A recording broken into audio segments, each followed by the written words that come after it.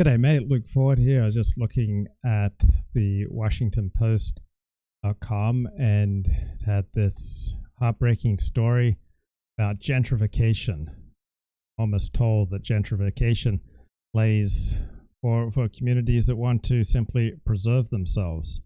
So I thought I'd play a little bit from this documentary and comment on it. I know you want to leave me, but I refuse just to let the farm go. If I have to beg and plead for the stay on me, I don't mind, but I don't want to leave here. Ain't too proud to beg. Street farms, please don't let us go, don't you know? Yeah, so I understand what it means to have your history erased. What if your people had various heroes over the centuries who helped to build a particular society, particular community, a particular nation, and then their statues started getting torn down? What if they started getting displaced from cities, the communities, and even the nation that they had built? I could understand how that would be pretty upsetting. I don't think you have to be black to not want to be displaced from your own nation, from your own community. Her name is Sean Brown, but they call me Maybon. That's representing my grandmother that lived here and did a whole lot for the farms. If I turn around, I can point it to you. I lived at Eaton Road right there, 1217. They demolished my home for the new rebuilding of Berry Farms. It makes me feel a little sad because it's like my history being taken away from me.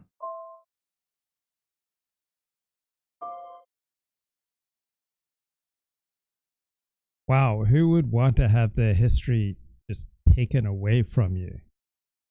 Who wants to be displaced? I don't think Asians would like that. I don't think blacks would like that. I don't think Latinos would like that.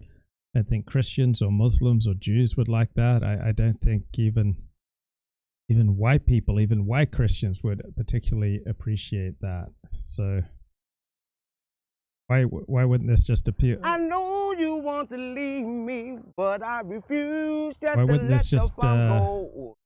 apply to any group, right? Doesn't every group want to preserve its own heritage? And is that so evil? I can understand blacks wanting to preserve their heritage. I understand all people wanting to preserve their own heritage. They call me Maybon. That's representing my grandmother that lived here and did a whole lot for the farms. If I turn around, I can point it to you. I lived at Eaton Road right there, 1217. They demolished my home for the new rebuilding of Berry Farms. It makes me feel a little sad because it's like my history being taken away from me.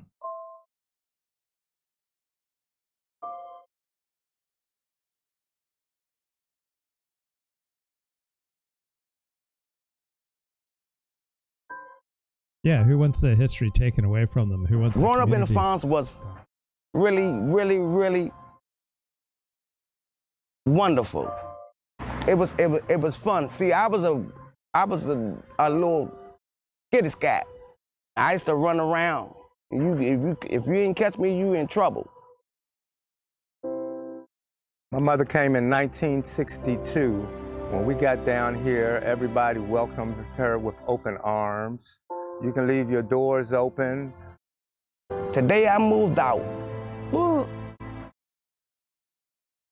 I'm just curious, why is it only certain communities, is it deemed noble that they want to preserve themselves? Why is it only certain communities that their fight is the righteous fight to preserve their way of life, their community, their people?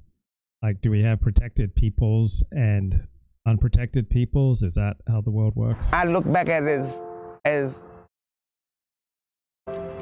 I'm leaving home, but I wasn't gonna leave home because I know I was coming back. I'm always come back.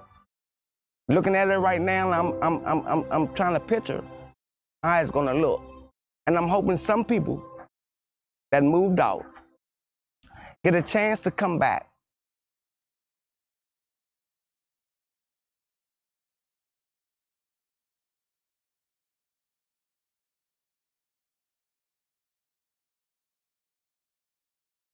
We know the future by the past. Berry Farm is one of DC's most historic Black communities, originally founded just after emancipation by the Freedmen's Bureau. They not only built their houses from scratch here, but they built the whole community. They built churches, they built schools. This legacy of that community sort of carried on into the 20th century with the development of the public housing. The 3 parallel streets that go through Berry Farm are remnants of the 1867 Freedmen's Bureau communities. And the names of abolitionists these streets are named for. By 1950, there was no junior high school east of the Anacostia River that admitted Black students. The schools were all segregated at that time.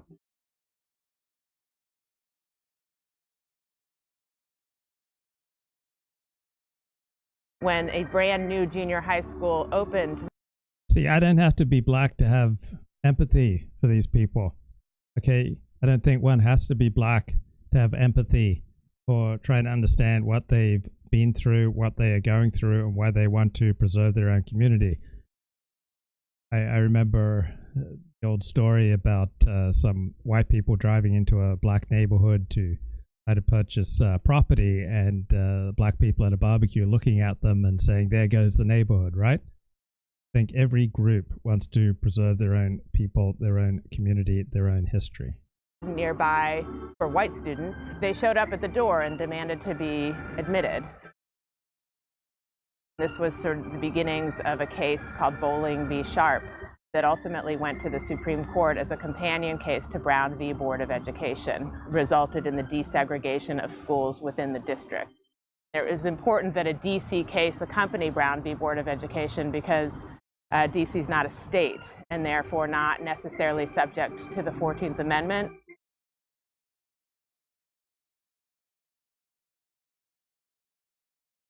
Stevens Road is the area that is the subject of the landmark nomination because a lot of the plaintiffs in Bowling v. Sharp lived along Stevens Road.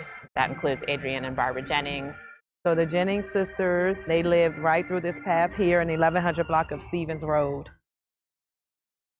DC is known for the Washington Monument and the Smithsonian Institution and the Mall and the Congress and the White House, and we should not be playing a role in the diminishment of the local history as just as significant as any of those federal places and those federal monuments.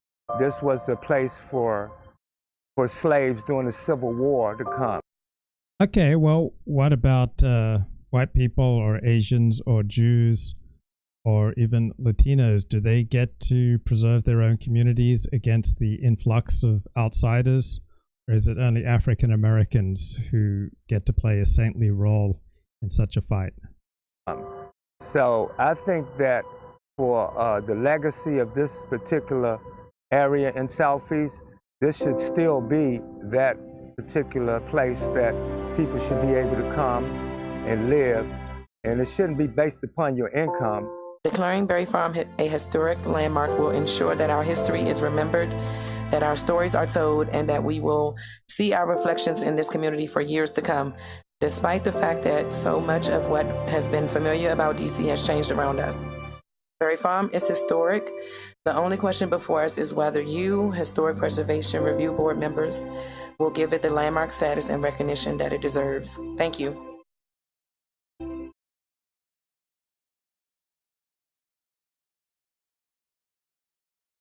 Okay, so is this the only type of community that gets to fight for its preservation?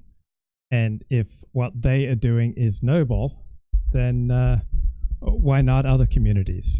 Say Jewish communities or white Christian communities or Asian communities or Latino communities. Should not all communities be afforded respect for trying to preserve themselves? And if it's okay for communities to try to preserve themselves, why not nations? Why not states? Why should members of a historic nation welcome their replacement by outsiders, by people who are foreign to them? Why would they want that? right? I understand blacks wanting to preserve Washington, D.C. neighborhoods as black neighborhoods. What about whites, Asians, Jews, Christians, Muslims, other communities wanting to preserve their communities? So Mickey Kaus wrote on this theme August 8th, right after Trump's final Charlottesville press conference in 2017, I had lunch with a Trump-sympathizing liberal.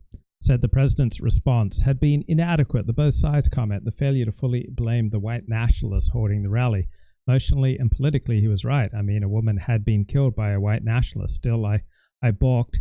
He seemed to be saying that Trump should mouth the Pieties, much as Trump did Monday morning with respect to the El Paso Dayton massacres. And Trump said in early August, in one voice, our nation must condemn racism, bigotry, and white supremacy. These sinister ideologies must be defeated. Hate has no place in America. Well, what about this black community in Washington, D.C.? They want to preserve their community against change, against invasion by outsiders.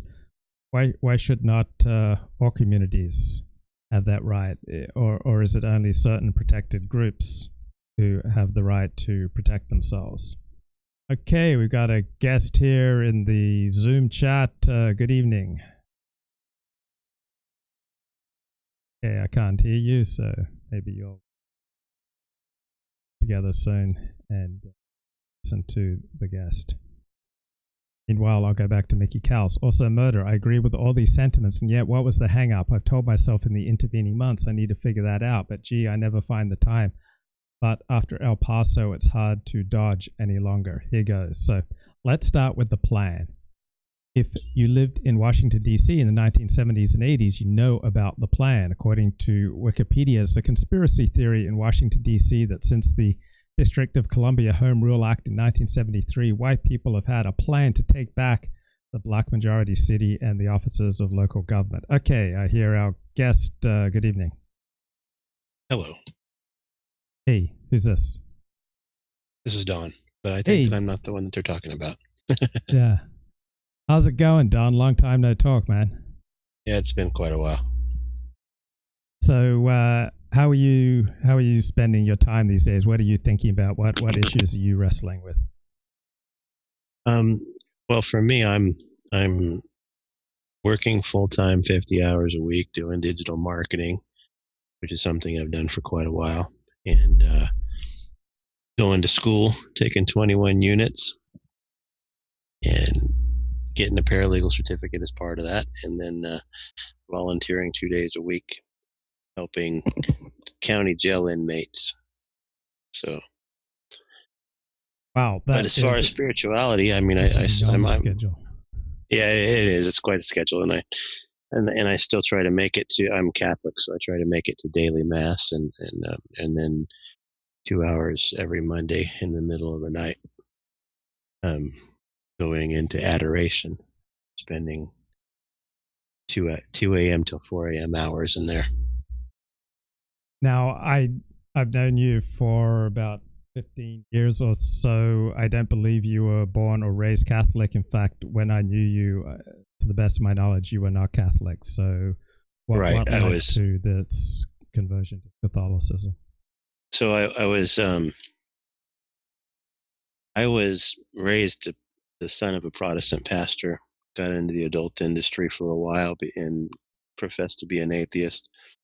Got out of that after I finally became convinced that God was real. And then I became ordained as a pastor myself in the Protestant denominations. Catholics started having me speak at their parishes, and I started asking questions, and I went where the evidence led to, and that led me to the Catholic Church. I converted in 2014. There's a lot of similarities, in the eyes of the Catholic Church. Then Protestant denominations are also Christian as long as they baptize in the name of Father, Son, and Holy Spirit. So right. And do you feel home? Do you feel like you've arrived home? I really do. Yeah. And one of the cool things about the Catholic Church is they keep a lot of traditions from Judaism. So that's something that I really find remarkable. none of the Protestant denominations that I'd ever been to do such a thing. So And I don't know as far as the historical Catholic Church, but the modern day Catholic Church is very much almost infatuated, I would say, with Judaism. You can correct my pronunciation if I'm not saying that right. No, that's right. So I think when we first spoke was something like 2004, 2005, and even then, when you were in the adult industry and an atheist, you had an interest in Kabbalah. Yeah, and I had that introduction through the Hollywoodized version that Madonna was talking about, but I did buy the Zohar, the entire set of books that they had for sale, which was, actually legitimate. I read some of them. I listened to different CDs and things, and it just fascinated me to the point that it was actually part of what led me back to a belief in God. And when did you come back to belief in God? The end of September of 2006 was really when I finally couldn't deny that there was a God anymore. So that's when I did admit that he's really real, and that being in the adult industry is definitely not something that he would prefer me to do. So I left. Yeah, it must not have been particularly convenient for you to discover God while you were a fairly successful pornographer. Yeah, and the same week, in fact, the same day that I finally made the decision to leave, I had sat in Playboy's offices that day, and they had been contracting with us. And on that day, they offered another $4,000 a day contract to shoot this series that they wanted shot, because they were getting heavily into the internet at the time. They'd purchased a few other companies, and we were producing for one of their amateur websites, and they were wanting to start up a new reality type series and asked us if we'd do it. And on the day that they offered us that, I had to go one way or the other, and I chose to leave. And have you had regrets about leaving? Sometimes I miss the money, for sure. There are certain things about the business that I did like. The majority is not enjoyable, but there were things I liked. I specialized in recruiting brand new amateurs, and I'm not down in the Los Angeles area where, every actress has been on a million different websites and worked for a million different people. These people were just brand new and no experience at all. And it was quite fun to shoot with people who didn't have the attitude that you sometimes encounter down in LA. Yeah, so I mean, when I think about my time in the industry, one thing I appreciated was the openness of many people. Many people just had very few pretensions, and there was also kind of a sense of community. There was like an unpretentious vibe, an open vibe that I appreciated about people in the industry. Yeah, that is definitely something that I enjoyed as well. Of course, once you're out of it, they start attacking pretty strongly too. But I can kind of blame myself for that, because my exit from adult also coincided with a breakup with someone that I had been with for 6 years, and people took sides, and I made an idiot out of myself, really, on some adult industry message boards, and yeah, it wasn't pretty. So people did start attacking. There were some, though, that remained friendly. Yeah, I think this is like a universal part of the human condition. When we look at things that we said and wrote 5, 10, 15, 20, 25 years ago, I know I often go, oh my, it's just so embarrassing for me when I look back on things that I've written or said. And I guess if I was to like talk to that younger self, I would say, be more humble. I think that's the Yes. primary thing I would have said to my younger self.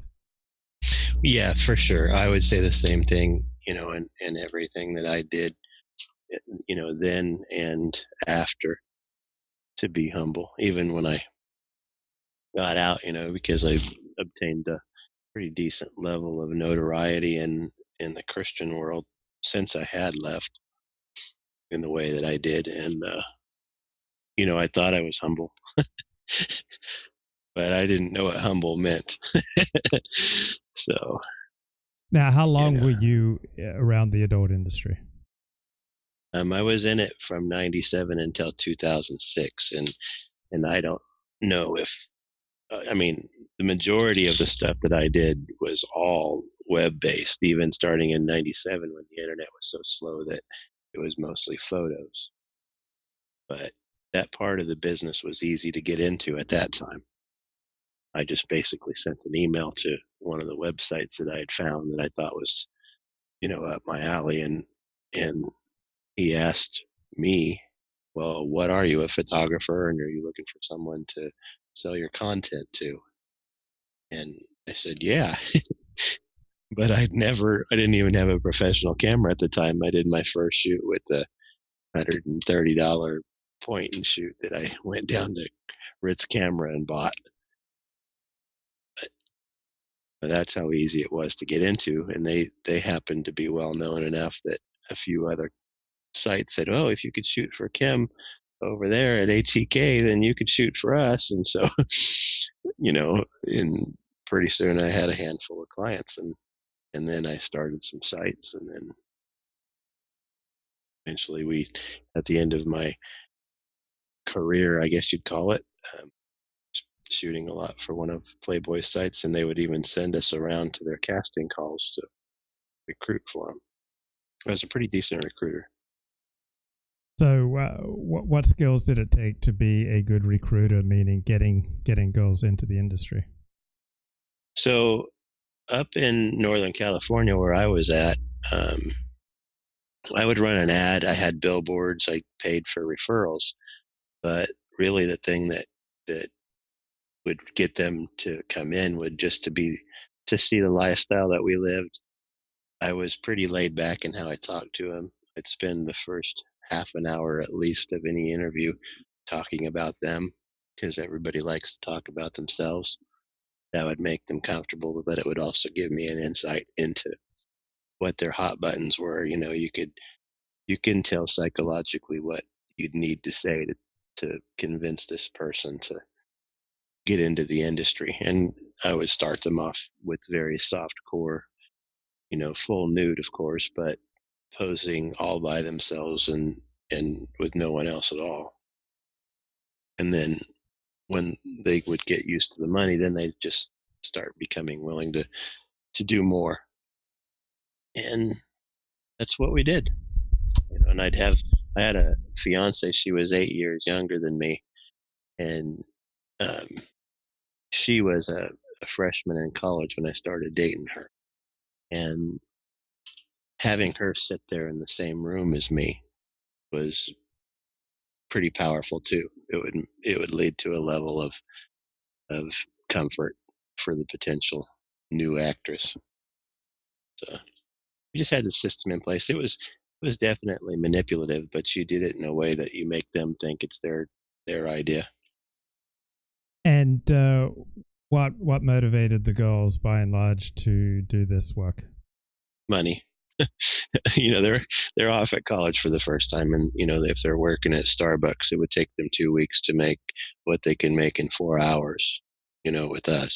So we would pay them $500 a day, and if they're brand new, they're not going to want to work a full day. And when I say $500 a day, I'm telling them I want an 8-hour day. If you don't want to go for 8 hours, you can do a 4-hour day for $250. And so even in 4 hours, I could shoot enough content that I could sell it for $3,000 or $4,000 and pay them $250. And what about the need for attention? What kind of role did that play for these girls? Well, a lot of them liked the attention, that's for sure. We would make them feel like there was nothing wrong with what we were doing. Very easy to manipulate a person by saying, isn't it old religious men that made up the rules saying that you can't do this kind of work? Why is it that they should be able to dictate what you do? You're sitting here in the privacy of my house, because that's where we would usually produce. Just me and you, or you and Belinda, and my fiance.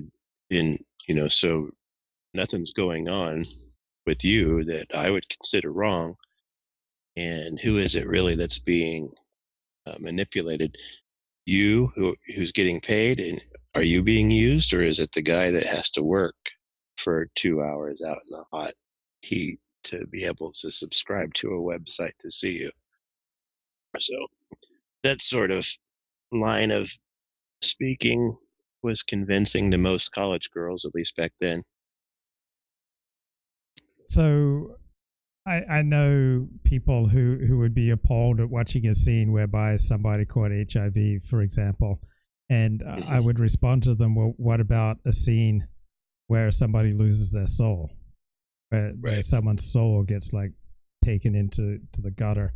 Did you sense that with some of these girls that they were getting dunked in a sewer? Yes, for sure. I mean, almost all of them, over time, you would watch their eyes. There's something that you could see in the eyes that really would haunt me, because they'd be sparkling at the beginning. They'd think that this is a great thing to do, but as time goes on, it's like their soul dies. Their eyes dim. It really does. It's almost like seeing someone who has become strung out on drugs and no longer is the human being that you used to know.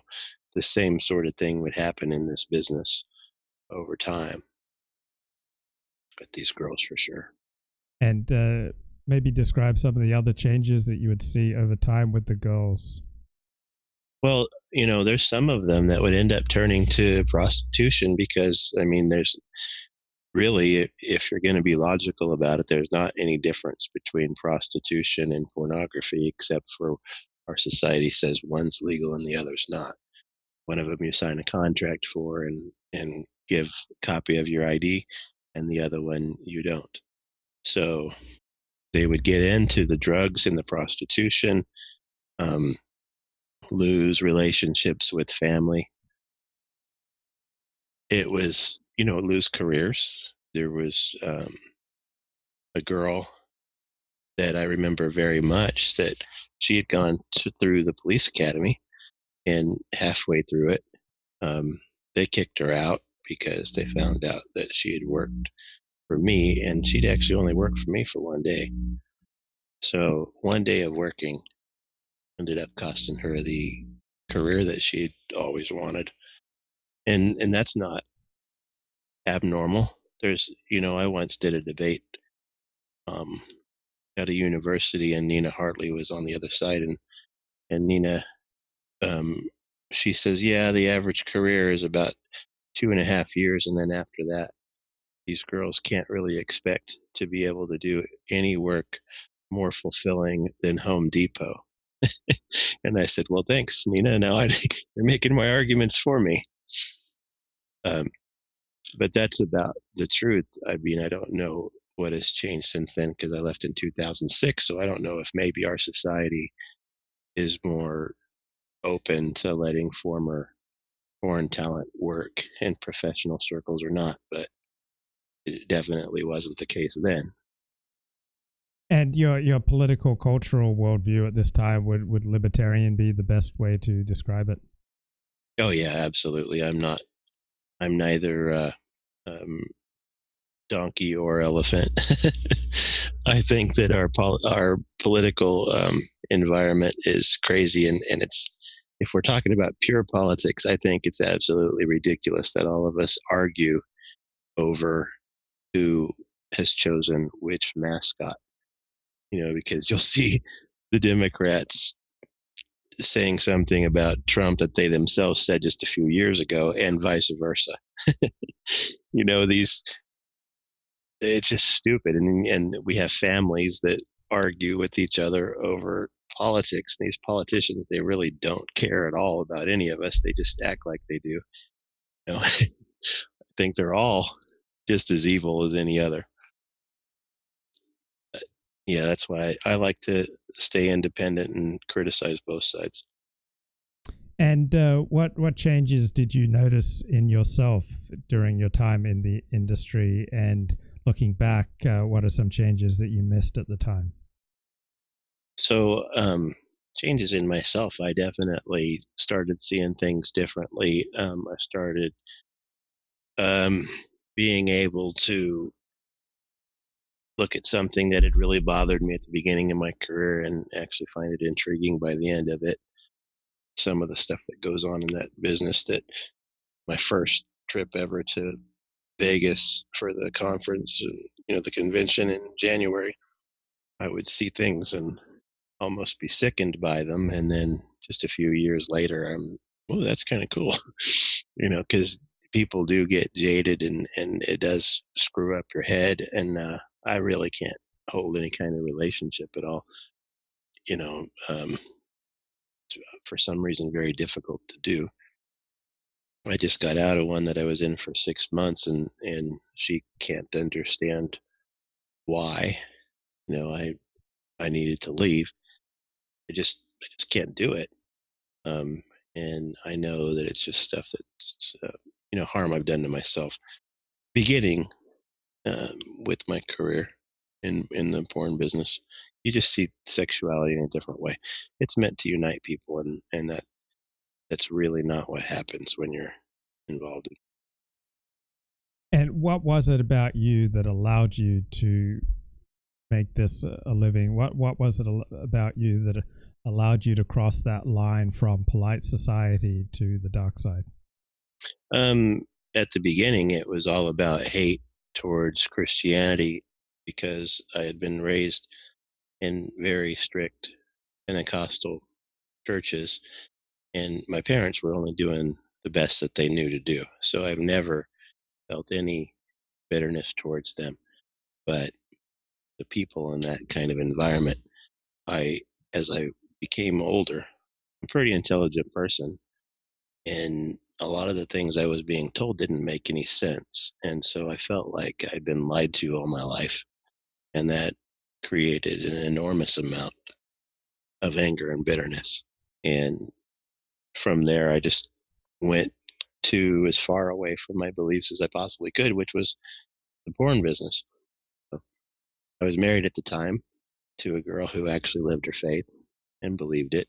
And I started off doing that behind her back. I'd drop her hints because I wanted to see if she might be open to it. Definitely wasn't.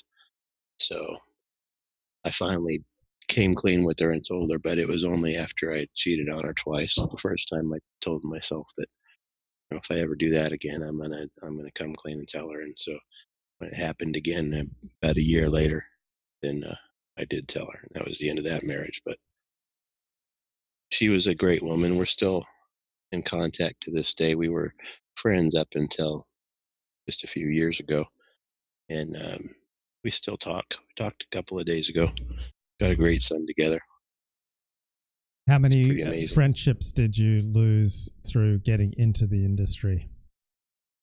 Through getting into the industry, not many. I've lost a lot after getting out of the industry, but not too many people turned their back on me because I'm kind of the egotistical type that just kind of won't let you. If people started to say something, I'd say, wait a second, you can't tell me, that you don't look at this stuff I'm producing. Like, not even just pornography in general. You seek out and look at what I shoot, and I know you do. If you try to tell me that you don't, we both know you're lying. And people would usually laugh depending on how you say it. But, and to some people, I would say it kind of rudely. Some of the ones that I didn't like, I would be very rude if they tried to give me some sort of a religious, backlash and tell me I was on my way to hell because of it. And I would say, yeah, you're not in any different situation because without you as a consumer and a customer, I wouldn't be able to make a living doing it. And what about the toll it took on your relationships with the family and relatives and the religious community you grew up in? Well, my dad, being a pastor, he didn't turn his back on me because he kind of got attacked for it. There were people that it was kind of pointless to come after me over it, so they'd go after him, which put him on the defensive, which is kind of normal. Any human that's being attacked. So he and I were kind of in the same boat in a way, but he would get angry. For example, one person sent him a nasty email about me, and his response was, "Hey, if your husband hadn't started taking photos of you and sharing them with my son when he was still a teen, maybe he wouldn't have developed this interest." And that woman didn't know that my dad knew about that. But, she was a Christian person whose husband used to take, pornographic photos, and that's his wife. So there's nothing wrong with that. But he would show them to me as a teen. And my dad just kind of called him on that. But you must have belonged to a church growing up, and oh yeah, I didn't care about losing the church relationships. I never really felt, before I got into porn, I felt hatred towards those people, the majority of them. So yeah, I just kind of wanted them to know, wanted to throw it in their face. When you were working in the industry, did you notice a desensitizing effect? Did it make you, say, more crude in the way you spoke? Did it? Oh, for sure. Yeah. Yeah, it absolutely does. I think that's pretty normal. That's probably what most people do. And you'll say things that would normally shock any other person that's not in the industry, and it doesn't even faze you. And how did it affect the way you related to women? You know what? I'm just kind of a big mess when it comes to women. I make some really stupid mistakes. And I just I can't necessarily blame that all on porn, but it definitely didn't help. Really sure what it is. I've been to a lot of counseling, and I've chosen to fall in love with the wrong people, and it's gotten me into some trouble. Because and part of it is that ego, thinking that I'm different than everyone else, and yeah, this particular situation is not really right for these people, but there's nothing wrong with it in my case because, and then you rationalize it. So I'd have people who'd kind of call me out as I started writing on the industry, and so they would go, wow, the language that you use just has fallen off a cliff. You've become so much more crude. The things that you say, normal people don't say. Also, you used to be such an intelligent person. You used to have, all these interesting ideas and perspectives, and now it's just like, sucking and effing and sex and porn and right. Your intellect has taken a dive. Did it have that sort of effect on you too? The language for sure, but I ended up writing a blog while I was in the industry that people would find interesting, and I would, people thought that I was intelligent even in there because of the way that I wrote about it, and I probably should have been an attorney because I could always make an argument for just about whatever I'm given, any situation, and make it, find rational sense. And that goes back to even in high school, where the first time I was introduced to debate in 10th grade English, then our teacher would make us take sides that we didn't agree with and argue for those sides. And so I think that developed a way to rationalize just about any behavior.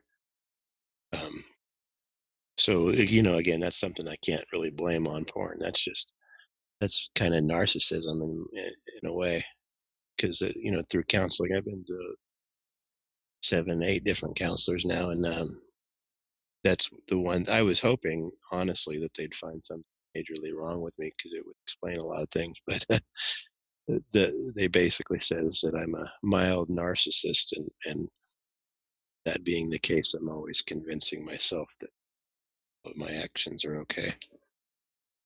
Now, you're talking to a fellow sufferer from narcissistic personality disorder.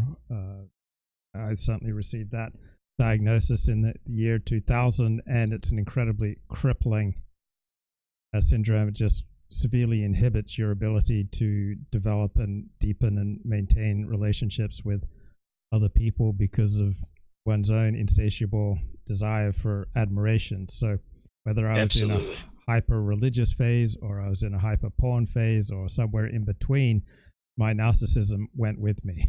No matter how religious or irreligious I was, my narcissism just went along. Yeah, and that's the case with me too. The thing is that they say that if a narcissist wants to be treated, you can get better. If you don't, then you won't. And so I'm trying, and I have a counselor now who's very much what I need. He's incredibly blunt. He 2 sessions ago, for example, he said, I'm thinking that your mom must have dropped you on your head or something when you were little, because some of the ways that you think are just really screwed up. And then, he tells me just about every week, he says, you know what, you don't have a platform anymore, and you probably never will again. So you just need to be small. And, that gets my attention, and I listen to him because he gives me logical reasons for his assessments. And most counselors are not going to be that blunt with you, and that's what I need. So after you left the porn industry in 2006, I believe, where did you go from there?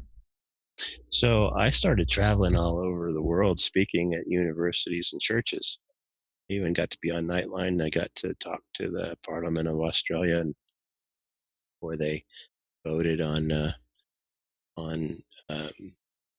some porn-related legislation. And that's kind of different, by the way. You go over there to Parliament House, and the security is not the same as it is here for our politicians. So their version of Hillary Clinton at the time, when she was secretary, he sat right beside me, elbow to elbow, and their former,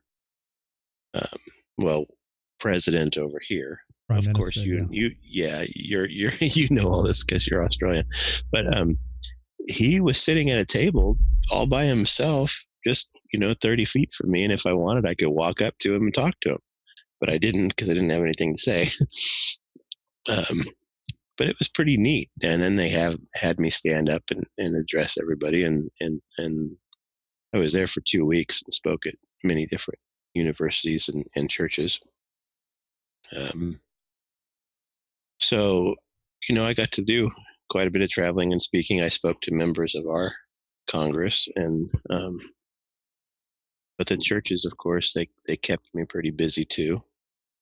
But I had a handful of Ivy League universities that I got to speak at. They just kind of want the topic at the time was pretty hot, and they just wanted to hear the perspective. And I didn't have this damnation type of message. I had a educational message, like, you're all intelligent adults. You don't need someone to tell you what to do, but if you're going to consume product, then you should know more about what it does to people. Yeah, tell me more about the things that you would say, whether you were speaking in Parliament, U.S. Congress, or on Nightline. The main thing I liked to focus on at the time was anecdotal evidence, just stories about what had happened to actual people, and bring that home and tell people, hey, we're talking about your daughters here. This is not someone else's daughter. This could easily be your daughter, because these aren't broken people at the beginning of their career.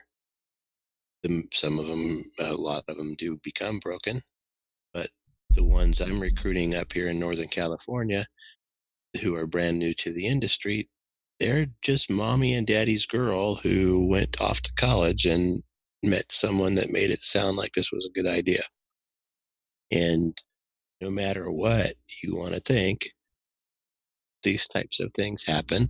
And when you support this industry, you're part of it. You're part of the supply and demand cycle, because without the demand, there's not going to be a supply.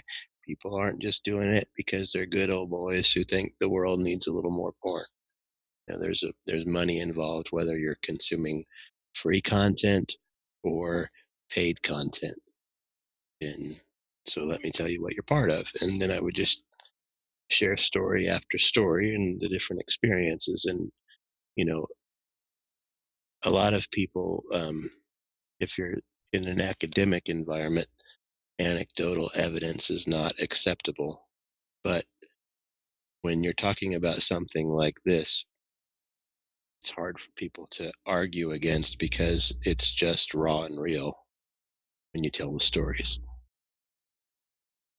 And during any of that time, were you using pornography on the down low? I wasn't, because at the time it was really repulsive to me, because I wouldn't see it the way that it is shown on camera.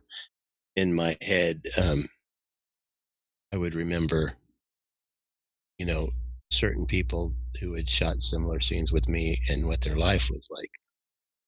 So that's not the thing that got me, you know, going at all. And in fact, for a period of time, this might be a little too TMI, but I was just completely impotent for quite a while.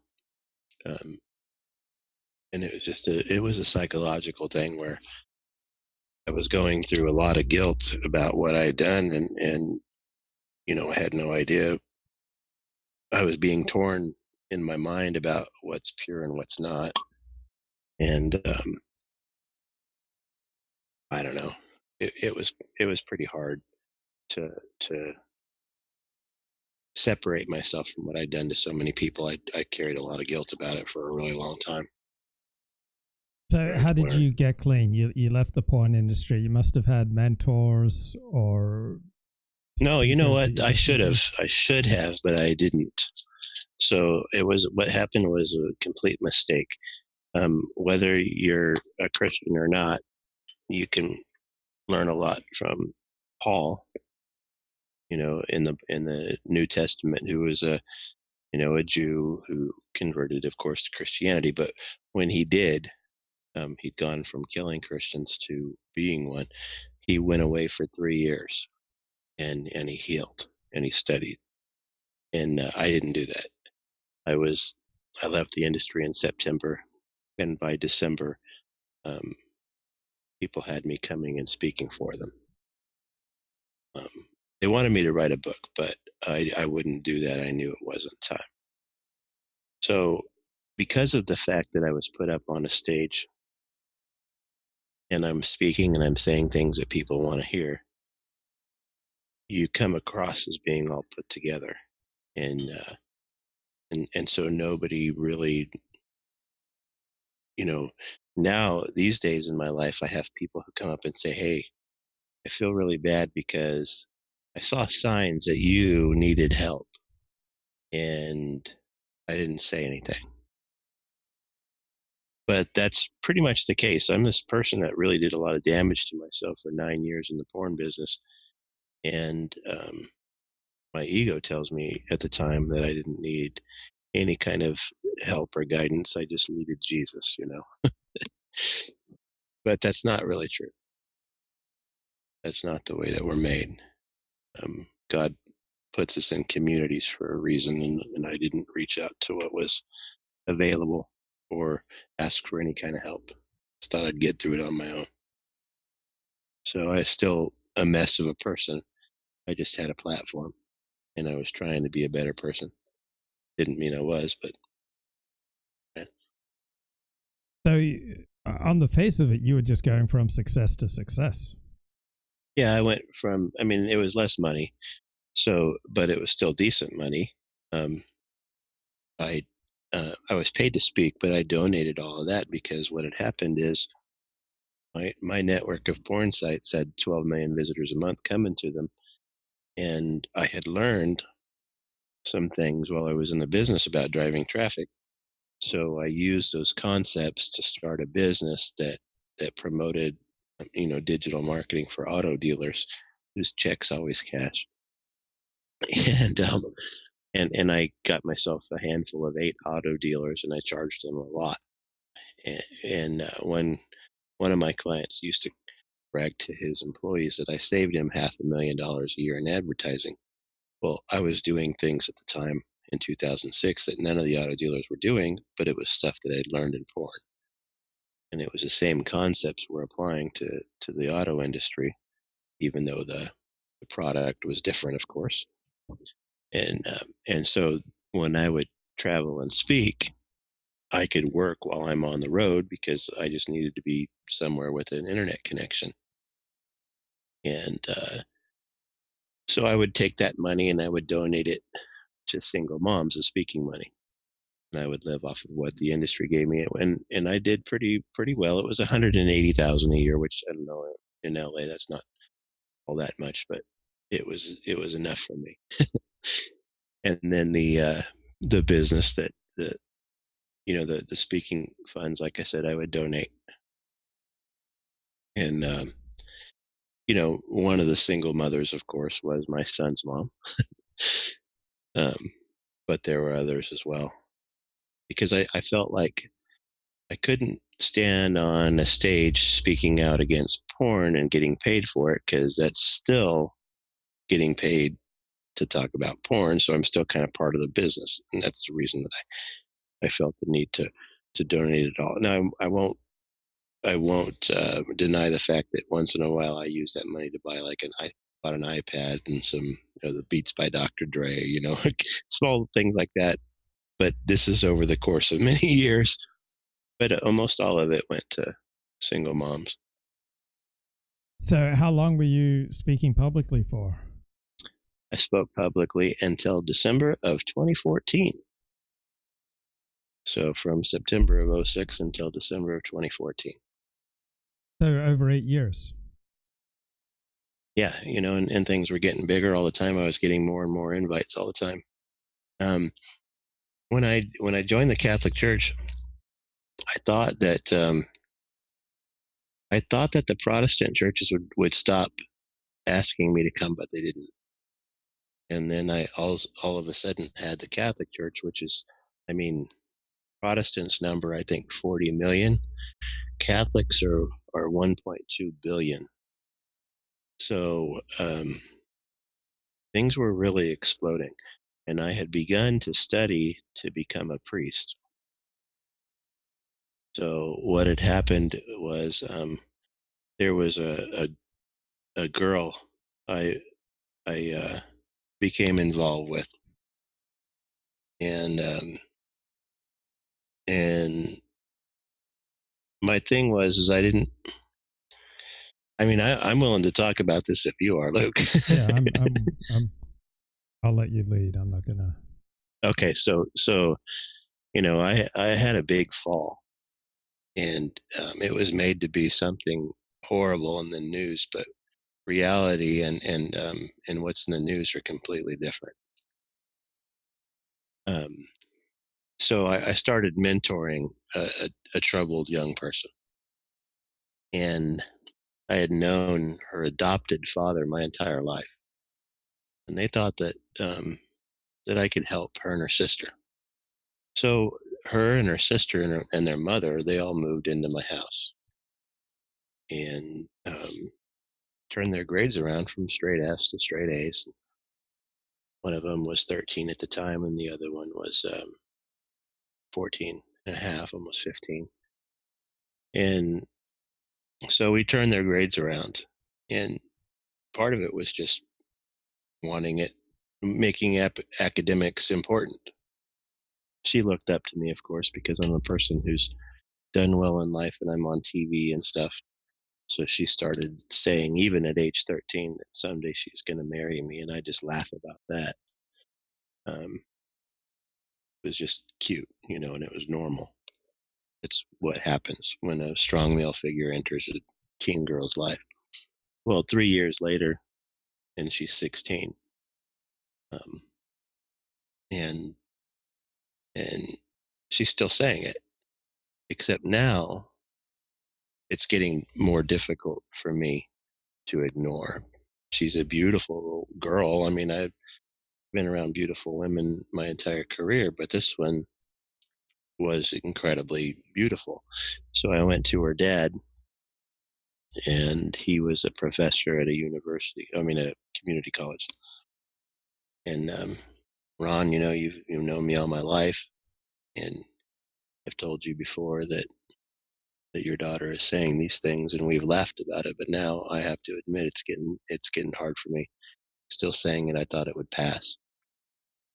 And the thing that he said, and at the time, like I mentioned, I was studying to become a priest. And he said to me, he says, well, he goes, I'll be blunt with you, Donnie. He says, if this priest thing doesn't work out for you, I'd be proud to call you my son-in-law. A lot of people would give you shit for it, but I wouldn't be one of them. Those were his exact words. And so this was in early 2014, and I started, rationalizing to myself why this would be okay. So there was a 24-year age difference between us. And she's 16, and I'm sitting there and I'm looking online, and in 33, I think, 32, 33 states, 16's age of consent. California, it's not. There's all of these different celebrities. I looked at more than 3 dozen of them, and they have a bigger age gap than us.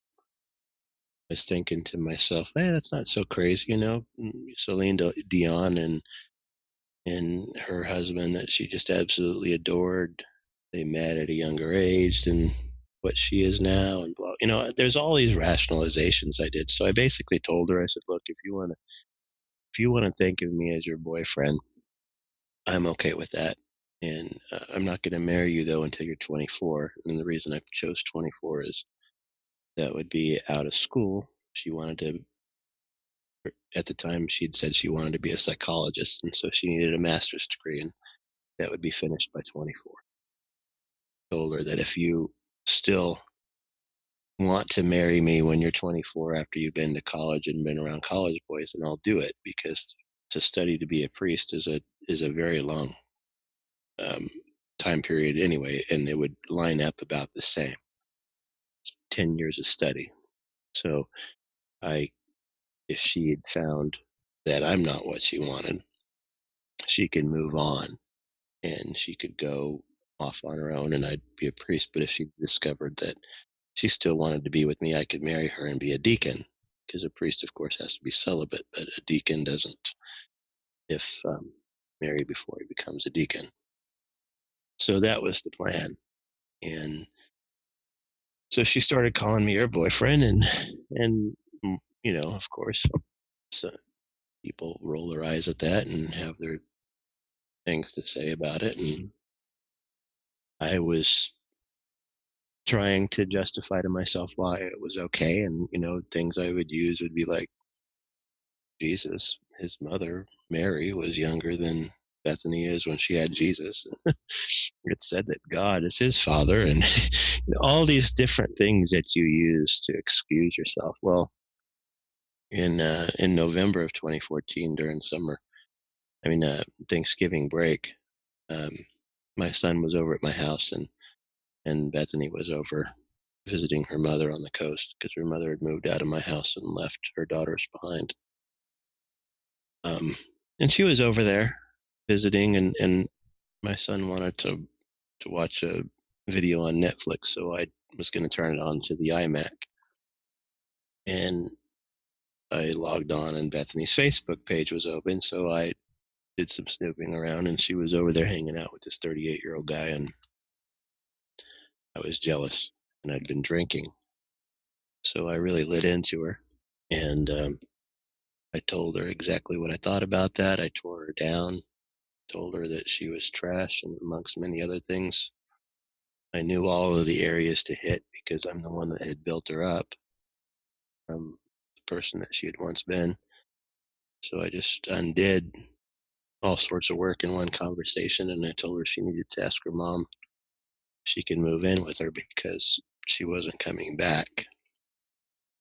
And ironically enough, I found out down the road that this guy was actually interested in the friend that she had with her, and not in her. But at the time, being drunk and seeing on Facebook that she's hanging out with this person, I said some horrible things, and she went and she turned me into the police, and some of what she said was true and some of it wasn't. But the fact of the matter is I had been their keynote speaker for the district attorney's office just a few months before all of this, and they definitely needed to make an example.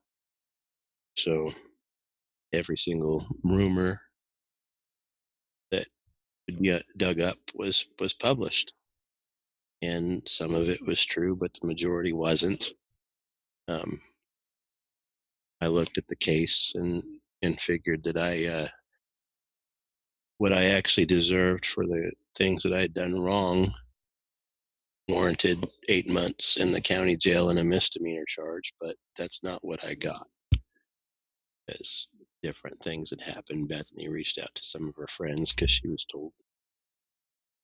So things got bigger and bigger and published in the papers, and once facts get uncovered that show that some of the stuff wasn't true, well, they don't rescind it. I mean, I got a line or two once in a while amongst a bigger story. But I hired an attorney.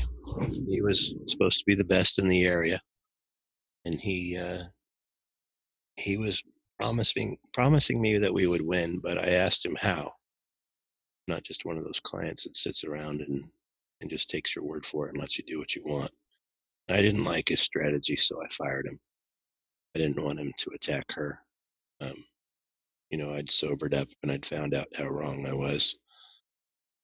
And I didn't want her to be attacked, especially with all the publicity that had been made. So I took over the case myself and I settled it. And I spent a year and 11 months in state prison.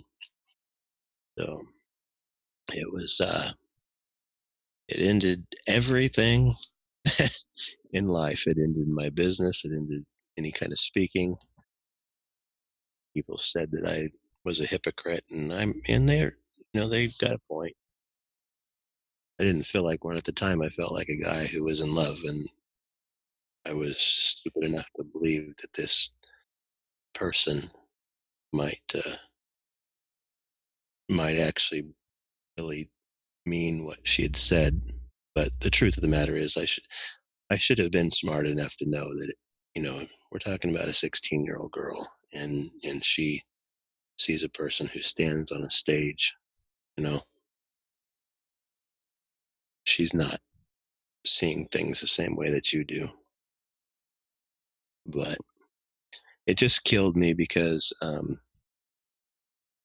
what happened to me and what has happened to her since then, I haven't talked to anyone publicly about. I've talked to some people in private, but not publicly. But it's time to talk about it. She went through this phase of feeling guilty because she had done some lying, and also hating because I had been inappropriate. So she ended up living homeless on the streets for 2 years, got strung out on drugs, raped repeatedly while out there. She has a baby now, but no idea who the dad was. And I ended up, when I got out, they gave me supervision instead of probation or parole, so that only lasted a short amount of time. I was off after less than a year. After 9 months, I was completely free, and there was a no contact order in place. still where I'm not supposed to talk to her, but sent a letter of apology to her mom. And so when she got that letter of apology, she responded back and said she'd almost not read it because she thought I was going to be mean, but she's glad she did. And she asked me to go and find her daughter because probably the only one that could and that she'd listen to. So I did go looking, and I ended up finding her in Utah.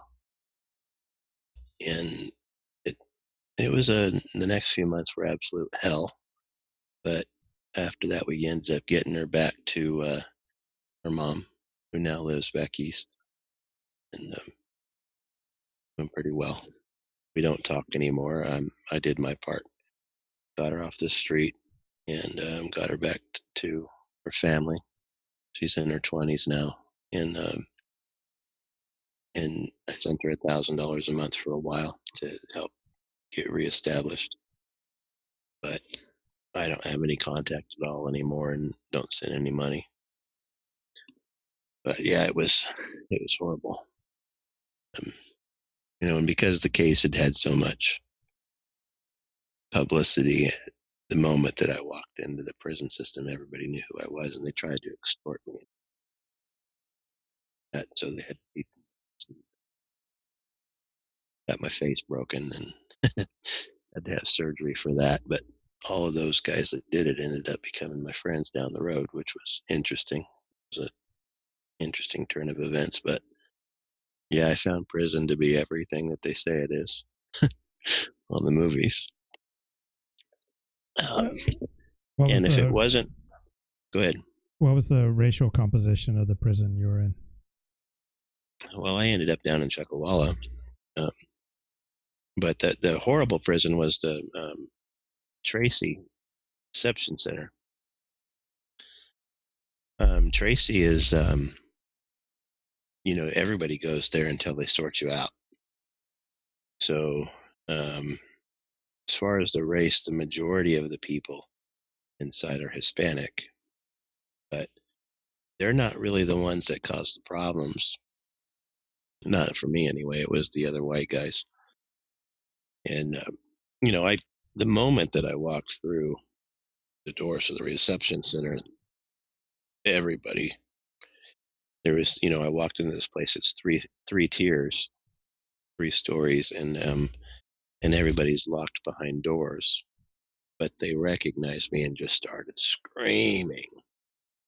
And just not even 30 minutes later, I had a note under my door saying that if I wanted to remain safe, I'd give $50 a month in commissary to them, because you could spend $100 a month.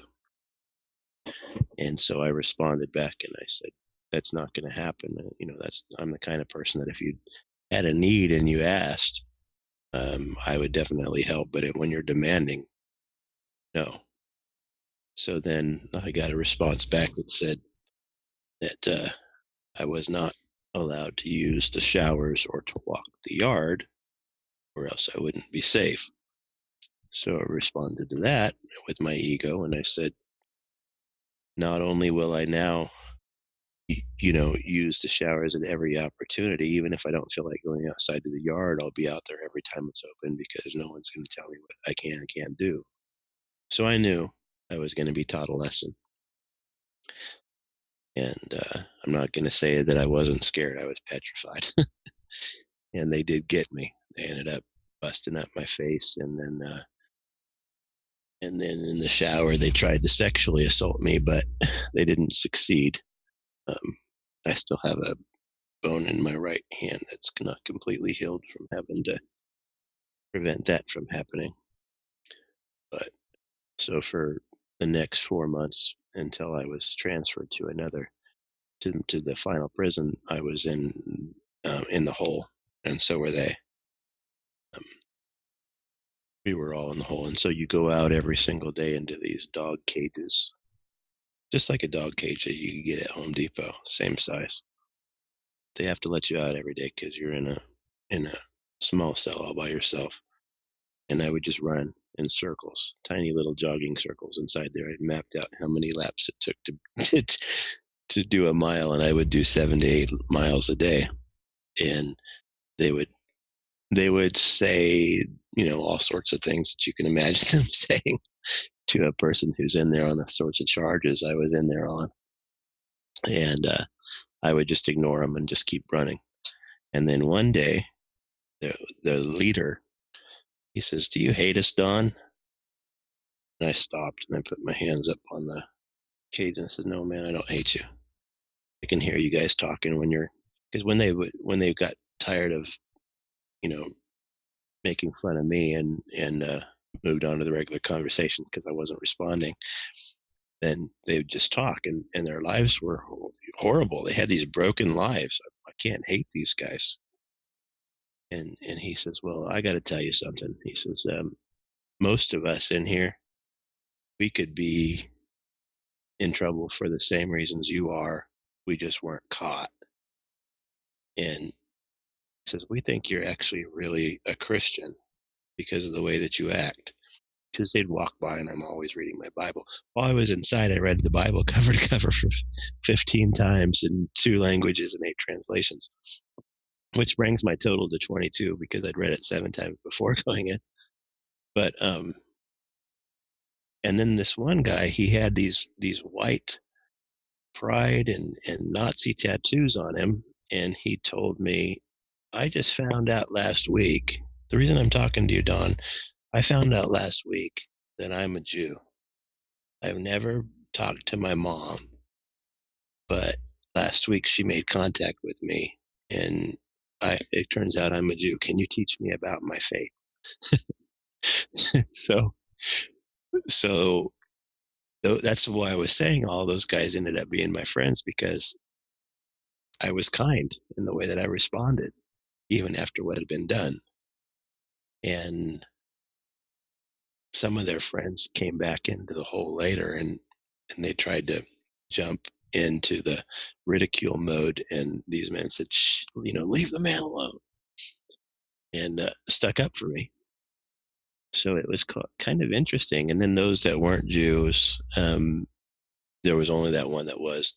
All of his little cronies I led to faith. The Christian mandate to evangelize has never really been part of my personal drive, but if someone gives me the opportunity to talk, I will. And so it actually turned out to be quite beautiful. And so then from there, I was transferred to Chuckawalla, and at Chuckawalla, everything was great. Well, as great as it can be in prison. I started talking to a rabbi every Wednesday morning. I sent him a note, and I asked him, I said, "I'd really like to learn the Old Testament from a Jewish perspective, since it was given to the Jews. And if I promise to not try to convince you that Jesus is your Messiah, can I come?" And he responded back and he says, "Absolutely." So I kept my promise. I never talked about Jesus. I just learned. And that was absolutely fascinating. Every single Wednesday, I never would miss. And he seemed to enjoy being able to teach someone who was like a sponge, which I was. He gave me a copy of the Chumash, and I read that, and that was fascinating. He gave me books also on why Jews don't believe that Jesus is the Messiah. So I still kept my word. I told him I wouldn't try to convince him that he was, and he tried to convince me that he wasn't. So, but we had a lot of very deep discussions, and then I'd walk the yard with these inmates that they're in there for life. Because what happens? Okay, so Chuckawalla is a level 2 prison, and a person who's received a life sentence, they're never going to get below level 2. But if they've been good long enough, their points have dropped enough so that they can come to this level 2 prison and have more privileges. So Chuckawalla, each building has 2 tiers, two stories, and the lifers are on the upper tier and everyone else is on the lower tier. But when you're out on the yard, together. And so one thing about prison is it's completely devoid of any kind of love.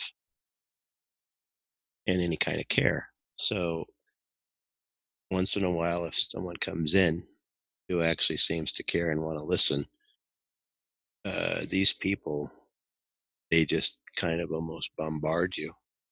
So I would walk the yard all day long listening to stories. And there is no way in my life that I'll ever be able to be for the death penalty ever again, because these lifers have committed things like murder, and some of them have formerly been on death row, but, through legal action gotten off. And, hearing their stories, yeah, they've done these horrible things, but these guys that are down in level 2 have done something with their life to make it so that they can go from maximum security to the minimum security. And you can't tell me that they don't deserve another chance at life, because I won't believe it. So I tell a lot of people that if it wasn't for the horrible stigma surrounding what put me there, I value that time. It was mind blowing and eye opening and beautiful. How many people were able to hear your side of things in the legal matter and be able to kind of see things from your point of view? Because I think that most people would have an investment in not believing you. Well, I think that anybody that actually took the time to sit and listen. Now, like I said, I'm not saying that I didn't do wrong. I did do wrong. I just didn't do all the things that were said in the paper. Well, that's kind of normal. I mean, they try to they try to charge you with as much as possible. For example, they gave me 2 counts of burglary in the initial, and the reason is because that's 2 strikes, and it'll take whatever your sentence is and double it for the first count, the first strike, and then double it again for the second strike. So that made it so that I faced 23 years. They do that on purpose because they want to be able to set your bail really high because you face some really serious charges, and they want to scare you into taking a deal. That's just the game that they play. And I was really shocked at first. I says, burglary, what the heck? I've never stolen anything in my life. And they said, well, actually I did when I was a kid, but anyway, they said, no, that's not what burglary refers to here. Burglary is going into an occupied residence with the intention of committing a crime. And I said, well, what are you talking about? And they said, did Bethany have her own room at your house, like she said? Yes.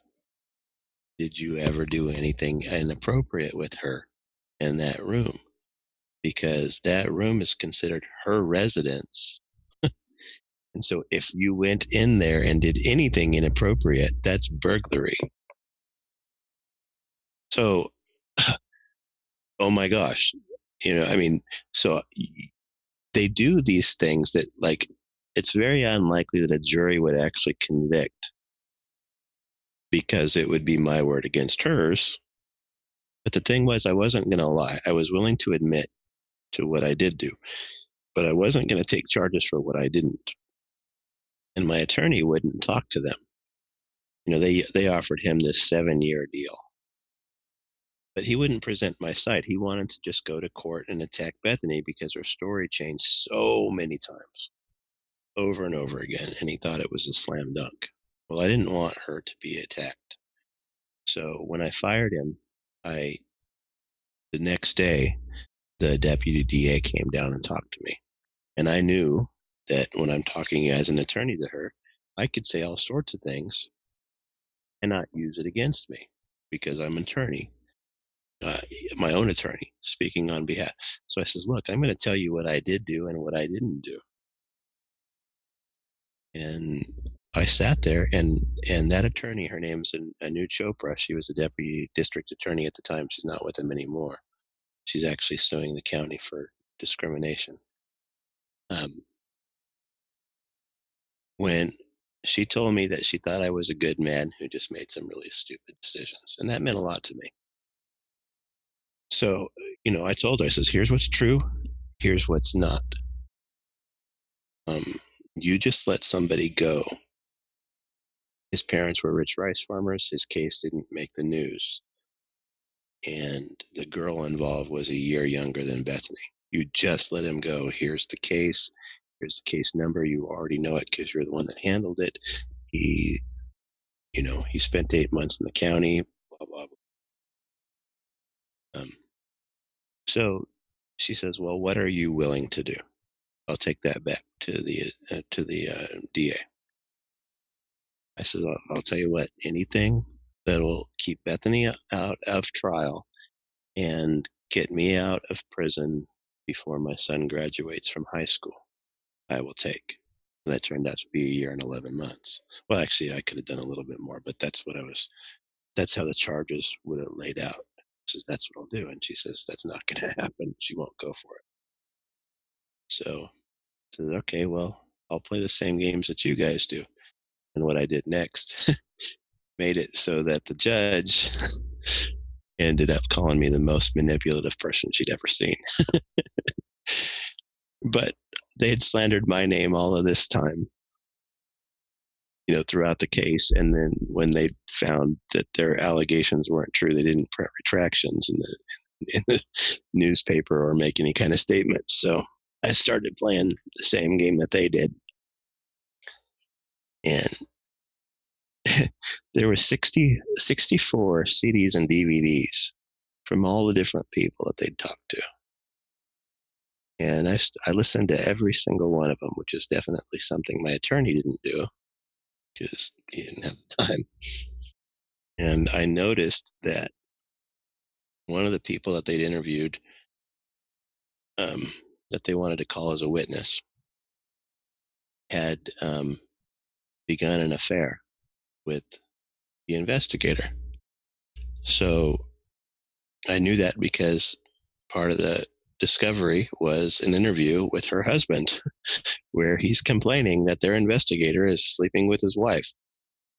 I said, you've known about this for 3 months and he's still on the case. How is that not a conflict of interest? Anything that she may or may not say for or against me is going to be tainted by this affair with the investigator. I said, I also noticed that the DA herself only comes in and sits in on my pretrial hearings when a certain judge is here. Otherwise, it's you as a deputy DA. So I did some digging and I found out that they're both Mormons and they go to the same church. How is that not a conflict of interest? This guy is retired and he only comes in and fills in, and she just happens to show up every single time he does, but never when he's not. I said, third, the judge that you have assigned goes to the same church that I do. She and I both go to St. Isidore's Catholic Church, and so either she's going to be too harsh on me to prove that she's not being too lenient, or she's going to be too lenient on me. How come she hasn't recused herself? Says tomorrow, if you don't take my deal that I'm asking for, then these things are going to come up, and you both know, because the DA came down, you both know that the media shows up every single time I have a pretrial hearing. So we're going to start talking about you guys and the things that you do wrong. In fact, I'm going to bring up, because I'm too stupid, I'm not an actual attorney, so I'm going to bring up other cases that I think that you guys have done wrong on. Because inmates had been bringing me, in the county jail, had been bringing me their files. And there was some stuff that went on that was wrong. For example, one guy was accused of murder. He sat there for 3 years. The evidence showed that the DNA and the fingerprints didn't match him, but he was an 18-year-old when they arrested him, and he was a little mentally challenged, and they didn't have any other suspects. So I'm going to talk about that. And I know it's not my case, and that's not appropriate, but guess what? I'm not a trained attorney, so all the judge can do is make me shut up, but not before the media hears what I have to say. So, there was a couple of things like that. So yeah, it was manipulative, but it was like, I wanted to just basically give them a taste of what they'd been giving me. And so the next day, when I went to the hearing, the judge asked if we were ready to proceed, and I says, "Your Honor, I'd like to talk about a few things here." And the deputy DA says, "Your Honor, can we have a moment? I want to discuss one more time a possible settling of the case." And as soon as the judge stepped out, she goes, "Okay, are you still willing to do what you said yesterday?" And I said, "Yeah." She goes, "Okay, done." So that's how it ended. In retrospect, do you think that you would have done better if you'd allowed your attorney to conduct the case as he wanted? Yeah, if I would have let him attack Bethany, then probably would have got off because, like I say, she changed her story every time that she was interviewed, and my attorney pointed out to me that they knew that they had a problem because normally they'll interview a witness 1 or 2 times, and they interviewed her 6 times because she kept being inconsistent about the things that she said, and I understand why she did because I mean, she doesn't know anything. She's a teenager. She's a 16-year-old girl. So she's scared. And so she's constantly trying to say what is the most shocking, thing that comes to her mind. And then she'd asked 8 of her friends to say stuff too, but they wouldn't. A couple of them did, but then those 2 later, just one of them stopped cooperating, and the other one was she kind of flipped out and went off and ran away from her house for a while, and then came back, and there were 8 different people that said that she'd admitted to them that she'd lied. So my case was about me and Bethany, who was 16 at the time. And the rest is, it just makes sense because it's a 16-year-old and her friends who are, going to stick up for each other. I don't fault them for that. Now, do you regret not following your attorney's advice? I do because I think that if I had, Bethany wouldn't have ended up on the streets. She might have been mad at first that I'd won. My attorney said he guaranteed that I would have won, but it wouldn't have been honest because I had done things wrong that deserved punishment, just not the things that they'd said. And that's how I was thinking at the time. I thought I was doing the right thing by her. But if I would have fought it, she would have been embarrassed initially, but I never would have allowed her to end up on the streets no matter what. So the reason that she ended up on the streets, her mother had lived in Northern California at the time. Bethany found a boyfriend. Her mom and sister moved back east, and Beth stayed behind. And then her and the boyfriend didn't work out, and she wound up on Tinder selling herself. And the third guy that she sold herself to happened to be rich. He really is. I've investigated who he is, and so he kind of made her his little. He was married. Made her his little side girl. Put her up in an apartment with her own car, but he also introduced her to meth because that made her a lot more fun in the bedroom. But then she got out of hand and he kicked her out. He stopped paying for the apartment and she wrecked the car. And so she was on the streets with no other choice. And that's where horrible things started really happening to her. So in retrospect, looking back, I definitely regret not fighting the case. And go ahead. But just, I can't possibly put into words the horror that that I discovered once I found her. This is a person who is amazing. She had turned her life around. She was an honor student and she had the entire future ahead of her. And then when I found her on the streets in Utah, she's talking to power poles and she thinks she can communicate with police through the power poles. She thought that her soul had been cast into meat because some people had locked her in a closet and performed some ritual on her where her soul was cast into meat that they made her eat. So she thought that she no longer had a soul, and she talked in the words "we" instead of "I," as if she was possessed or something. I don't know if she just imagined she was, or if she was, I don't know. But, you know, she was just not the same person.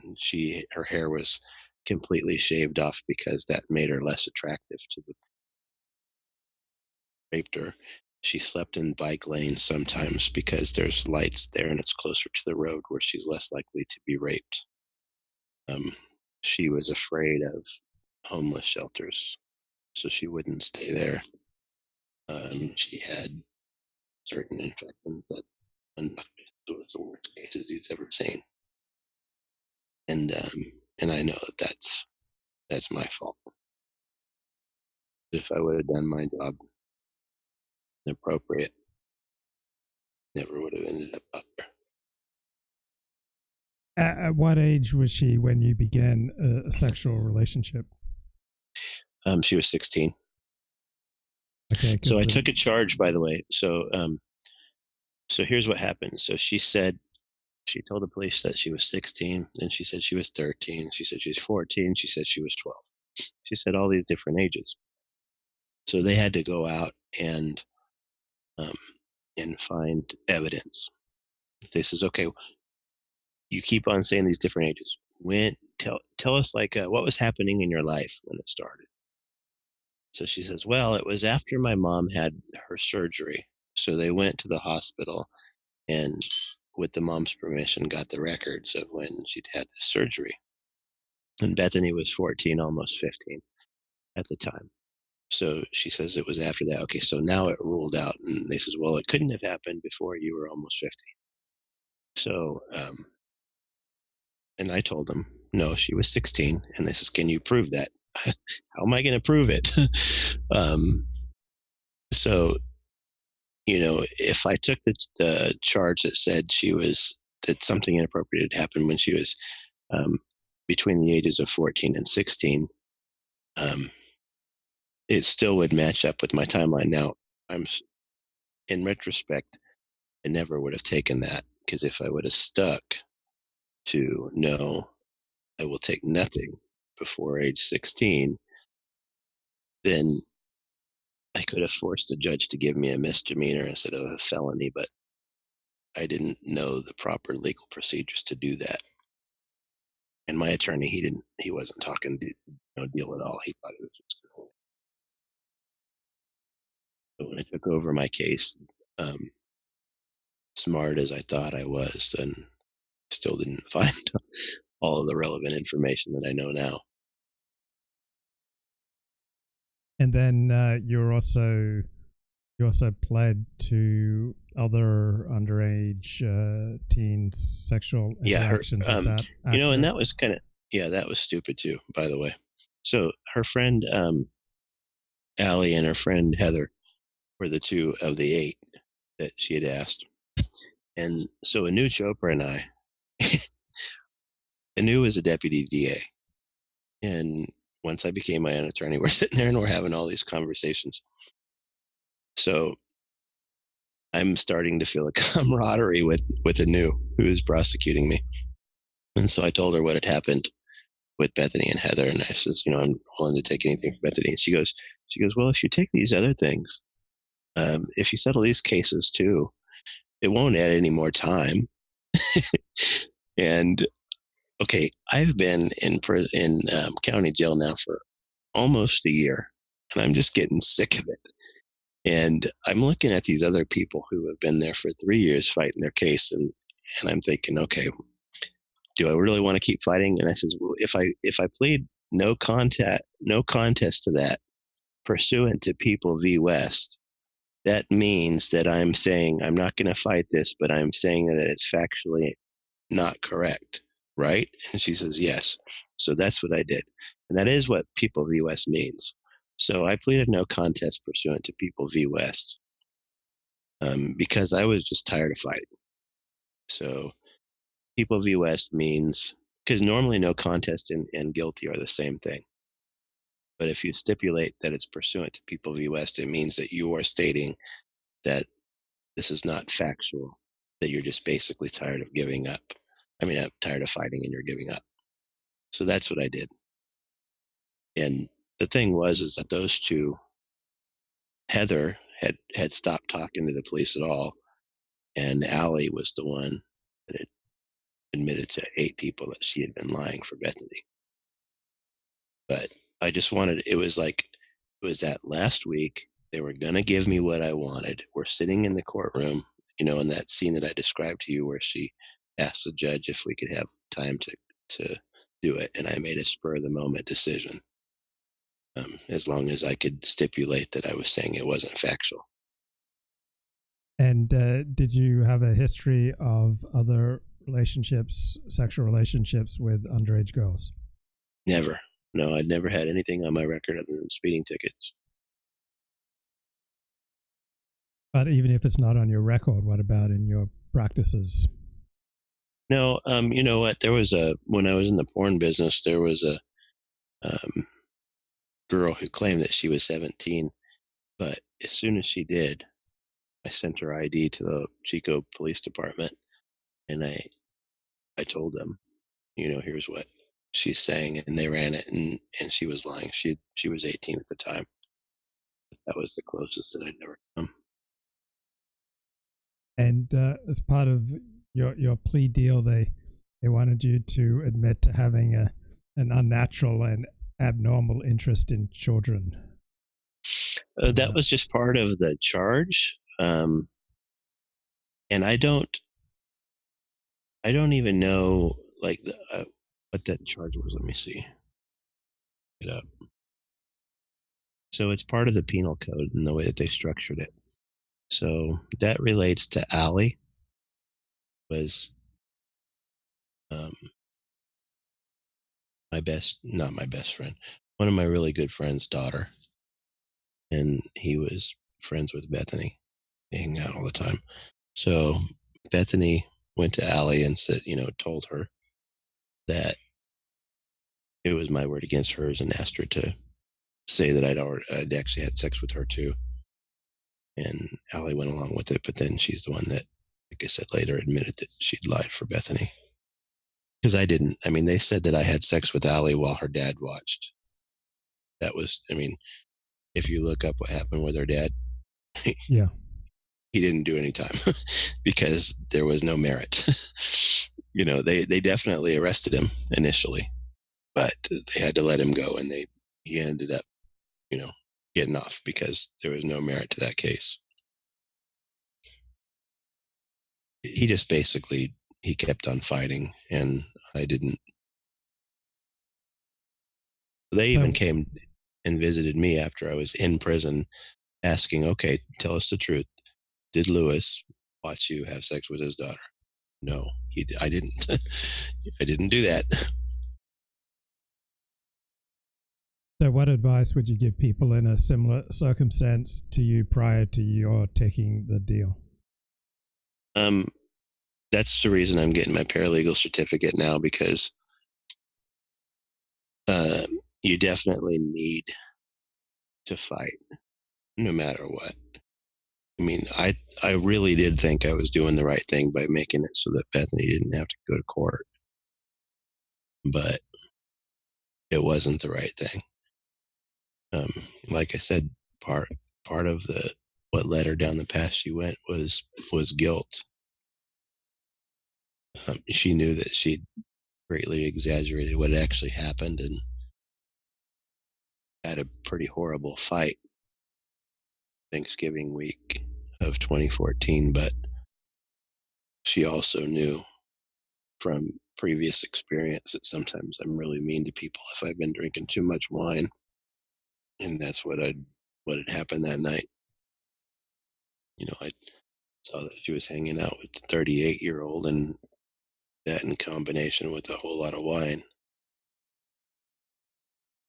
it was very horrible, and that's really what drove her to the police. And once she had said something to him, she didn't she just kept going. So how often were you intoxicated at this point in your life? Oh, I drank a bottle of wine a night. That night, though, I had a couple. And for how long had you been drinking at this level?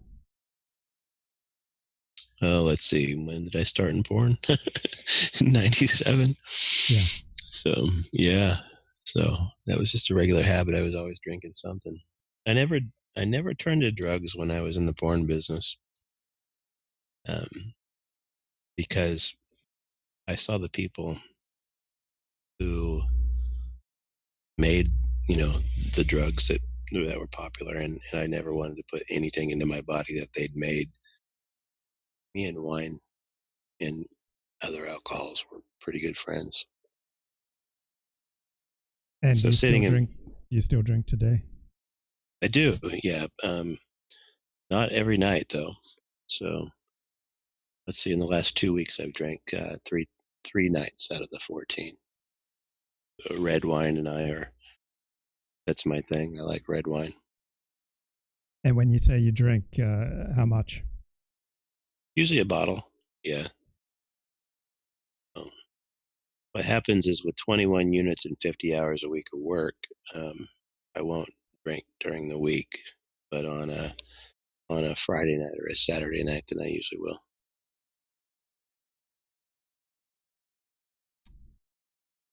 And if you didn't drink, how would you relieve the stress or the tension? You know what? I drive and I go out in nature and hike and I take photos. So I've got an Instagram account. Maybe I'll send it to you or something. But I go out and take photos in raw format, and then raw format is awesome. 4.4 trillion color shades in raw format versus 16.8 million in JPEG. So you take a raw photo and you could then manipulate it in Photoshop and make it look like you want. And that's usually how I relax. So a lot of people have probably said to you, Donny, you've got a drinking problem. Drinking is what precipitated this whole disaster. Why do you keep drinking? And so I'm sure other people have said that to you and responded, and if so, how? That's I try to be realistic because I never thought I was an alcoholic until I was in prison with all that time to think. And so when I got out, like I said, in the last 14 days, I've drank on 3 of those days. Before when all of this happened, that would have been 14. Would have been every single night. So what I'm trying to do is, get to the place where I don't. I like to go to Trader Joe's and pick up a bottle of red wine, and I don't have it in my house except on the nights when I decide to have it. So I do know that there is a problem, and I do talk about it, but I'm not trying to force myself to make instant changes. I want them to be authentic. I've been through 7 different counselors. One thing, Luke, is when you're convicted of a sex offense, there is no mandatory counseling. Our state is convinced that sex offenders are not treatable. Well, I think that's a bunch of crap. So if you want treatment, you have to seek it out, and then they'll give it to you. So I did. I wanted to find out if there's something wrong with me. I had a feeling that there was. And the reason I've been to so many counselors is because most of them just try to make you feel better. One woman, I had one psychologist, a female, who told me, Mr. Pauling, I don't even think what you did is really that bad. When I was Bethany's age, I had a boyfriend who was your age, and I thought he did me a world of good. Okay, that's not what I need. So I stopped seeing her. The rabbi and I had discussions about this. And I says, look, you got the bar mitzvah and the bat mitzvah, and at age 12 in Jewish society, isn't it historical that girls married much older men? And he says, yeah, it's true. In some parts of the world, it still happens. However, and he gave me some very good advice.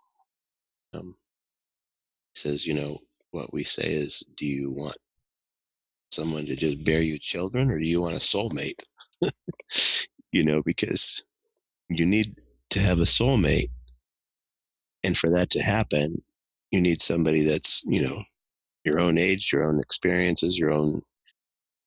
One of the things that's messed up about my head is the 18 to 24-year-old girls were always the money makers in porn, and so they were always the ones that I was around. It's not that I never did any other age groups. I did, but that was the big one. And Bethany being 16, there's not a whole lot of difference between a 16 and an 18-year-old. So I have to acknowledge that. So it's and like I mentioned earlier when I was talking to you before we went into the case, I had a girlfriend for 6 months, and I still talk to her every day, but I just can't. Just so screwed up in the head still that I don't feel like a well person, and I don't have anything to offer her. And she wants to, as most women do, stand by and help. And she happens to be older than me. She's almost 50 and a former cop, and knows everything about my case and has read the case files and everything. But how old were you when you got into the porn industry? So 97, I was born in 73, so 24. Okay, so. And I'd been married when I got into the porn industry. I'd been with the same girl since 92. So, no, 91. Yeah, and then I didn't tell her about it until early 2000. I hid it behind her back for a while. So I did a dramatic religious conversion to Orthodox Judaism. I had 10 years of psychotherapy with various counselors, and none of it really made any difference for me until I got into 12-step programs. So I haven't tried that. So until I went to a 12-step program and started taking guidance direction from the program, from people I respected in the program, and working the steps, then my life started to change, because I was no longer doing everything 100% what I thought best. I was doing my religion in the way that I thought best. I was doing my blogging in the way I thought best, but it always ended in failure and humiliation. So since I started taking a little bit of direction from a program and from other people, then my life started to turn around. And there are many psychologists who say that there's no cure for narcissism, but I found significant help in 12-step programs that I never found in 10 years of psychotherapy, that I never found in dramatic religious conversions, that I never found in various self-help programs, yoga, et cetera, et cetera. Mm-hmm. So that's what finally enabled my life to improve, so that the self-loathing, which used to characterize my life until about 3 years ago, has completely gone away. I can't think of any time last couple of years where I just absolutely hated myself, or where I felt despair to the very pit of my stomach, to the very corner of my soul. And so to benefit from this, I get up at 4 a.m. on Friday mornings to speak to my sponsor. That's the only time that she has available. This isn't a sponsor in a sex program, it's in another program. And that's how valuable it is for me. And I would never allow anyone else to speak to me the way that she does. And I think she's wrong much of the time, but she still has genuine recovery. And so I filter out the things that are just, if I don't think it will benefit me, I let it go. But if anyone else spoke to me that way, they would not be in my life anymore. I got to say that. But it's crazy that I'm getting up at 4 a.m. to talk to this woman who speaks to me in a way that nobody else dares to. But overall, it's been a benefit for me. That's awesome. That's kind of similar to what I said to you earlier, that the guy that I'm seeing now, the counselor I'm seeing now, he talks to me like that too. Yeah. And I'm not going to any 12-step programs because, Luke, I don't have to be a registrant for life. I get to be off of the registry in the not too distant future. But for now, I am on it. And that's a group of people that society still thinks it's okay to hate. All these other groups, it's no longer politically correct to be negative towards them, but to a sex offender, you could still hate them and it's okay. So a lot of 12-step programs require you to go to group meetings, and I just don't want to be put in a situation where I have to wonder which one of them thinks it's going to be okay to stab me when I leave. Because after the prison assaults and so one surgery straightened my nose, kind of, but there was many bones in my face broken. I was supposed to get another surgery, but I wasn't. Things move really slow in prison, so I never got that second surgery while I was inside, and I haven't done it since I've been out, which has been almost 2 years now. And then there was the sexual assault that I mentioned, which is just a power thing. Those guys have no interest in males. They're just trying to show you that they're in charge. And like I said, they didn't succeed. They got fingers in places that they shouldn't, but nothing else. And I've got still a bone in my hand that hasn't been fixed. And so, you wonder before you're facing a situation like that. You see the movies and you wonder, how would I react to that? And I'm actually pretty proud of the way that I reacted, because it was fear leading up to it. But as soon as things started, then the fear goes away and you just have these natural, animal responses. But so I'm proud to have discovered that about myself. But do I want to face it again? I don't. So for the most part, that's the reason that I go to one-on-one counseling. Well, I got good news, Don. No 12-step program requires you to do anything. You don't have to go to group meetings. You can go to phone meetings. That'd be when awesome. You enter a 12-step program, they have no compulsive power over you. You don't have to do anything. That's the whole basis of 12-step. Yeah. I might have to look into that. Yeah, you could just go to phone meetings. There are like 10 different 12-step programs dealing with sex and love addiction.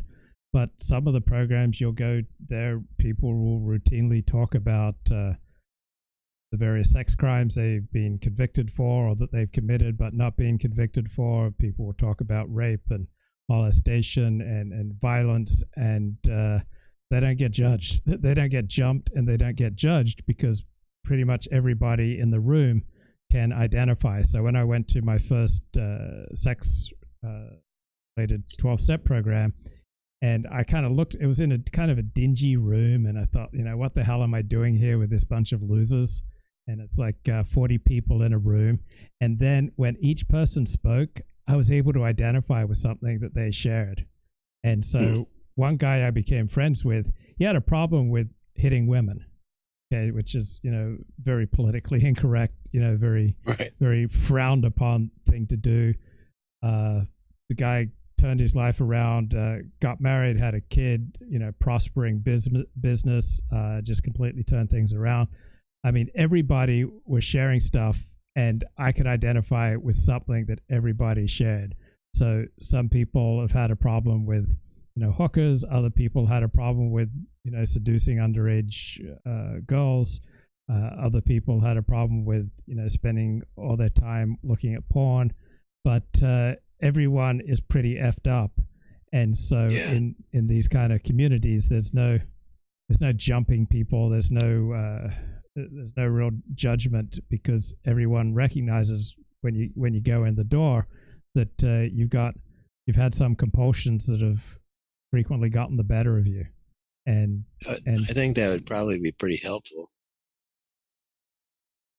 Yeah, awesome. and you can just do it on the phone. You don't have to go to any in-person meetings if you don't want to. And also, even if you do go to an in-person meeting, none of these programs have any compulsive power over you. None of them can tell you, oh, you need to go to this group meeting on Tuesday nights, or you need to choose Joe as your sponsor. And then Joe comes along and tells you, well, you can't watch television anymore, or you can't drink, or whatever. Like, the sponsor doesn't have any power over you. Like, I voluntarily get up at 4 a.m. to talk to my sponsor, but some of the things she says I think are absolutely nuts, and I just ignore them. I do the homework assignments. So she'll tell me to write on X, she'll tell me to write on Y, she'll tell me to call people in the program and discuss X, Y, Z, and I will follow through on all her assignments, even the ones that I think are absolutely stupid. But she doesn't have any power over me. She can't compel me to do anything. That sounds actually, I think I would greatly benefit from something like that. I'll have to have you send me an email with some. Yeah, we'll talk about it privately. Because the thing is, I definitely want to be a good person. I never, I could see why people think that I'm a hypocrite for what happened. I get it, but it never felt like that. I felt like a person who loved a girl, and yeah, she was young, but I saw what she was going to be in the future. And I know that that's a really screwed up way of seeing things, but like, I wasn't, that's how I saw. I was like me and her against the world, a couple of outcasts. And that there's all sorts of things inside of me that are screwed up that made it feel that way. But, I've had many men who I will never rat on, but they've said, look, I got to admit to you, I think that any man that's never found a 16-year-old girl appealing is lying. And I think that that's probably true. It's just that most of them don't take it to the level that I did. But, I'm a single man. I had no business taking care of 2 teenagers. I didn't. But my ego said that I would do them good. Yeah. And I just really messed up my life. But my life and her life much worse than mine. And, okay, I'm going to wrap things up here. I'm going to send you a private email, finish off the show, but want to allow you any final words, anything that you want to add. I'll just say that I've wanted to tell my side of the story publicly for a long time, and I just haven't. So it feels good to finally do so. And I kept on getting these notifications. I don't know why, about things that you posted on Twitter. And so, I thought, honestly, you invited me to come on your show earlier, but secretly I was hoping that you would. Right. I thought that was the right venue. So people can take it for whatever they want to take it for. There's nothing that can possibly be said about me that hasn't already been said. I've read it all. Okay. But Thanks, man. I'm gonna wind up the show now, and I'll send you an email, and we'll be in touch privately off the stream. So take care, everyone, and good night.